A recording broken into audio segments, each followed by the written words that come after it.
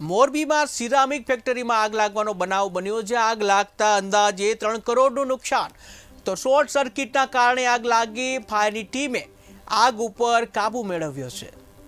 તો મોરબીની ઘટના કે જ્યાં સિરામિક ઉદ્યોગ જે આવેલા છે, તો સિરામિક ઉદ્યોગ જે છે તો એમાં શોર્ટ સર્કિટના કારણે આગ લાગવાનો બનાવ બન્યો હતો, કે જ્યાં ફાયરની ટીમ જે છે ઘટના સ્થળે પહોંચી અને આગ ઉપર કાબુ મેળવવાનો પ્રયત્ન કર્યો. તો મોરબીમાં સિરામિક ફેક્ટરી છે એમાં આગ લાગવાનો બનાવ બન્યો છે, કે જ્યાં ટીવી સ્ક્રીનના દ્રશ્યો તમે જોઈ શકો છો કે જ્યાં સિરામિક ફેક્ટરી છે એ આગ લાગી છે અને ધુમાડાના ગોટે ગોટા જે છે ઉડી રહ્યા છે. આ સિરામિક ફેક્ટરી છે એના દ્રશ્યો છે કે જ્યાં 3 કરોડ જેટલું નુકસાન થવા પામ્યું છે.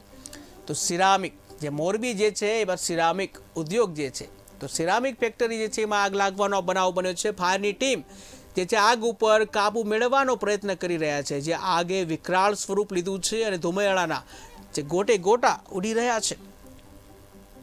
તો મોરબીનો બનાવ કે જ્યાં સિરામિક ફેક્ટરી જે છે ત્યાં આગ લાગવાનો બનાવ બન્યો હતો અને આગ લાગવાના બનાવમાં 3 કરોડ જેટલો